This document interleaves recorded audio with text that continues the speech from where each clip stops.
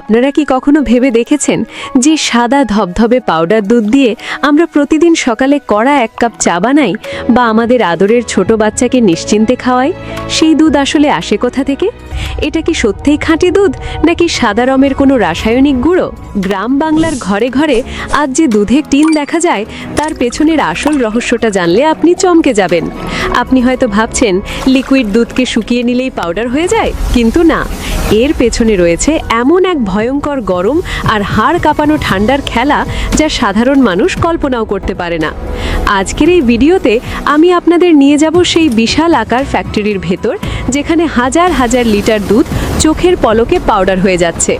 আমরা জানব এই দুধে কি সত্যিই কোনো ক্ষতিকারক জিনিস মেশানো হয়, কেন এই দুধ 1 বছর পর্যন্ত নষ্ট হয় না। পুরো গল্পটা শুরু থেকে শেষ পর্যন্ত আজ আপনাদের পানির মতো পরিষ্কার করে দেব।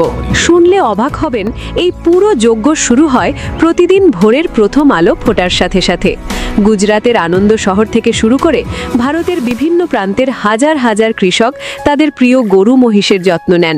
সেই তাজা দুধ বালতি ভরে নিয়ে যাওয়া হয় গ্রামের সংগ্রহ কেন্দ্রে। কিন্তু এখানেই প্রথম চমক। দুধ সংগ্রহ করার সময় প্রত্যেকটা লিটার দুধের মান পরীক্ষা করা হয়। দুধের ফ্যাট কত, প্রোটিন কত, আর সবচেয়ে বড় কথা, দুধে কোনো ভেজাল বা ক্ষতিকারক রাসায়নিক আছে কিনা তা সেখানেই চেক করা হয়। যদি দুধের মান ঠিক না থাকে তবে তা ফ্যাক্টরিতে পাঠানোর অনুমতি পায় না। এরপর বিশাল বিশাল স্টিলের ট্যাঙ্কারে করে এই দুধ রওনা দেয় এশিয়ার সবচেয়ে বড় ডেইরি প্রসেসিং ইউনিটের দিকে। এই ট্যাঙ্কারগুলো এমনভাবে তৈরি যে বাইরের রোদ বা গরমে দুধ একটুও নষ্ট হয় না। কিন্তু আসল সত্যটা এখনও বাকি, যা আপনি ফ্যাক্টরির ভেতরে ঢুকলে বুঝতে পারবেন। যখন এই বিশাল দুধের ট্যাঙ্কারগুলো ফ্যাক্টরির গেটে পৌঁছায় তখন শুরু হয় এক অগ্নি পরীক্ষা। ট্যাঙ্কার থেকে দুধ বের করার আগে 23 রকমের আলাদা আলাদা ল্যাব টেস্ট করা হয়। ভাবুন একবার, ব্যাকটেরিয়া থেকে শুরু করে কীটনাশক বা অ্যান্টিবায়োটিক। দুধে যদি কিঞ্চিত পরিমাণ খারাপ কিছু পাওয়া যায় তবে পুরো ট্যাঙ্কারের দুধ ফেলে দেওয়া হয়। কারণ একবার যদি খারাপ দুধ মেশিনে ঢোকে তবে পুরো ব্যাচটাই বিষাক্ত হয়ে যেতে পারে। যখন সব পরীক্ষায় পাশ করে দুধ অ্যাপ্রুভড সিল পায় তখনই তা সরাসরি পাইপের মাধ্যমে ভেতরে যায়। মানুষের হাত তো দূরের কথা, বাইরের বাতাসও সেই দুধের গায়ে লাগতে পারে না। এবার শুরু হয় আসল ম্যাজিক। দুধকে পাউডার করার আগে তাকে ব্যাকটেরিয়া মুক্ত করা জরুরি, আর এর জন্য ব্যবহার করা হয় পাস্টোরাইজেশন পদ্ধতি। এখানে দুধকে প্রথমে সেকেন্ডের মধ্যে 72 থেকে 76 ডিগ্রি সেলসিয়াস তাপমাত্রায় টকবক করে ফোটানো হয়। কিন্তু গল্পটা এখানেই শেষ নয়। ঠিক 15 সেকেন্ড পরেই সেই গরম দুধকে আবার হুট করে 4 ডিগ্রি সেলসিয়াসে নামিয়ে আনা হয়। এই যে হঠাৎ করে প্রচণ্ড গরম থেকে প্রচণ্ড ঠান্ডা, এতে দুধের ভেতরে থাকা সব ক্ষতিকর জীবাণু মারা যায়।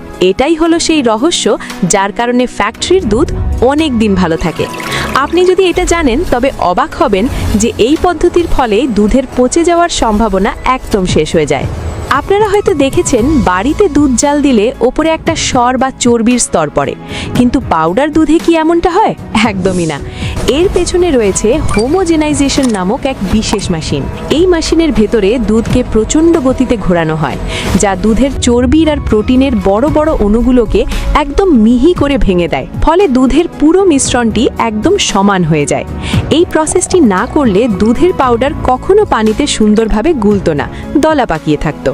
পাউডার করার আগে দুধের ভেতর থেকে পানি বের করার সবচেয়ে বড় চ্যালেঞ্জ, কারণ দুধের প্রায় 85%ই তো পানি। এবার দুধকে পাঠানো হয় একটি বিশাল ভ্যাকিউম চেম্বারে। এখানে কম তাপমাত্রায় দুধকে ফোটানো হয় যাতে দুধের স্বাদ আর গুণমান নষ্ট না হয়। এই চেম্বারের কাজ হলো দুধের ভেতরের প্রায় 80% পানি বাষ্প করে উড়িয়ে দেওয়া। এই ধাপের শেষে দুধটা আর পাতলা থাকে না, এটা অনেকটা ঘন কনডেন্সড মিল্ক বা মধুর মতো হয়ে যায়। এখান থেকেই মূলত পাউডার হওয়ার চূড়ান্ত প্রস্তুতি শুরু হয়। বন্ধুরা, এই অংশটাই ভিডিওর সবচেয়ে আকর্ষণীয় এবং রহস্যময় অংশ। একে বলা হয় স্প্রে ড্রাইং। এটি একটি কয়েকতলা উঁচু বিশাল স্টিলের টাওয়ার। এই টাওয়ারের একদম মাথায় একটা ছোট নোজেল থাকে, যা দিয়ে সেই ঘন দুধকে কুয়াশার মতো স্প্রে করে নিচে ফেলা হয়। আর নিচ থেকে 300°C তাপমাত্রার আগুনের মতো গরম বাতাস ওপরের দিকে পাঠানো হয়।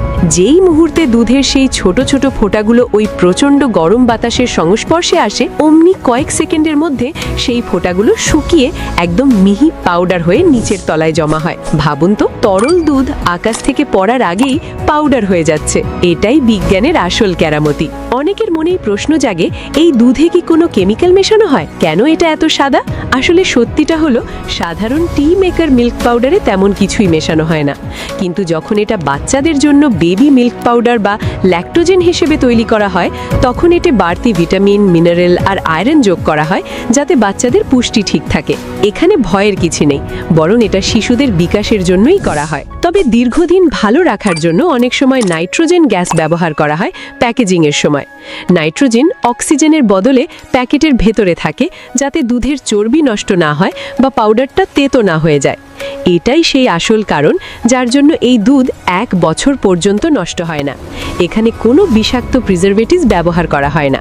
পাউডার তো তৈরি হয়ে গেল, এবার কি সরাসরি প্যাকেটে ভরে ফেলা হয়? মোটেই না। এই পাউডারকে আবার ল্যাবে পাঠানো হয়।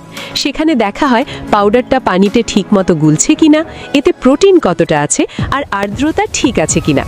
সব ঠিক থাকলে বিশাল বড় বড় রোবোটিক মেশিন দিয়ে অটোমেটিক উপায়ে টিন বা প্যাকেটে পাউডার ভরা হয়। পুরো কাজটাই হয় অক্সিজেন মুক্ত পরিবেশে নাইট্রোজেন গ্যাস ব্যবহার করে, যাতে বাতাসের ছোঁয়া লেগে দুধ নষ্ট না হয়। এভাবেই আমাদের বাড়ির পাশের দোকানে পৌঁছে যায় সেই পরিচিত সাদা বা নীল রঙের দুধের প্যাকেট। অনেকে হয়তো ভাবছেন, এত বড় মেশিন ছাড়া কি বাড়িতে পাউডার বানানো যাবে না? আসলে এর উত্তর হলো হ্যাঁ, সম্ভব। তবে পদ্ধতিটা একটু ভিন্ন।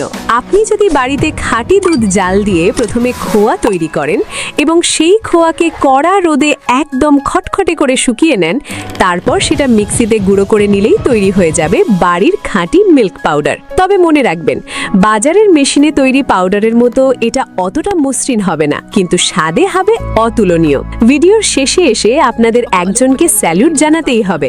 তিনি হলেন ডক্টর ভার্গিস কুরিয়েন। 1955-র আগে দুনিয়ার কেউ জানত না যে মহিষের দুধ থেকে পাউডার বানানো সম্ভব। বিদেশে কেবল গরুর দুধ থেকেই এটা তৈরি হতো, কিন্তু ডক্টর কুরিয়েনই প্রথম এই পদ্ধতি আবিষ্কার করেন এবং ভারতকে দুধের উৎপাদনে বিশ্বের 1 নম্বর দেশে পরিণত করেন।